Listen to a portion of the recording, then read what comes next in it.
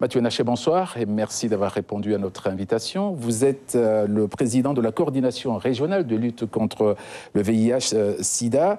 Alors, même si on a vu que ce matin, à l'exemple du marché de Cayenne, que la parole sur le sida est beaucoup plus libre, est-ce qu'on est encore confronté à Guyane à cette lourdeur de la libération de la parole quand il s'agit de cas précis de soi-même, en fait?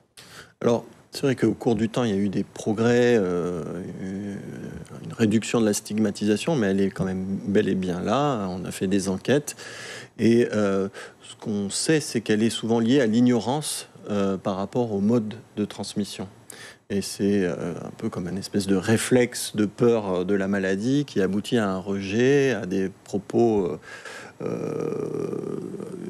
stigmatisants qui sont souvent extrêmement blessants pour les personnes affectées, puisque vu la prévalence qu'il y a en Guyane, étant donné qu'une personne connaît probablement 100 personnes proches et 1000 personnes, ça veut dire que partout autour de nous, on connaît, sans le savoir, des personnes qui sont infectées. Donc il faut faire attention de ne pas tenir des propos qui peuvent être blessants, puisque ça aboutit effectivement à certaines personnes peuvent même arrêter de se faire suivre de peur d'être vues dans des lieux où voilà.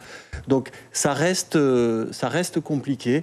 Et après, ça dépend un peu des personnes, peut-être du milieu dans lequel ils vivent, de leur personnalité, mais c'est toujours, pour certaines personnes, en tout cas, ça n'est jamais simple. Alors, on sait que la maladie en Guyane reste encore à une grande place, mais est-ce que le fait que la médecine ait autant progressé sur le sujet, qu'on n'en meurt pas, on a vu tout à l'heure également dans le sujet de Martinique Première, est-ce que c'est pas quelque part contre-productif? Est-ce que ce n'est pas un frein aux campagnes de sensibilisation?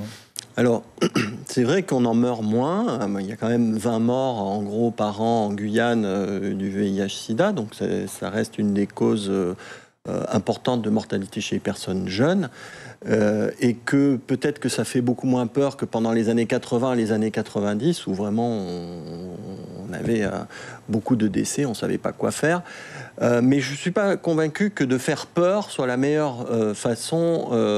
Ça peut aussi avoir des effets contre-productifs, c'est-à-dire que les gens vont éviter de faire du dépistage ou avoir des conduites d'évitement, de peur d'avoir à avoir une nouvelle.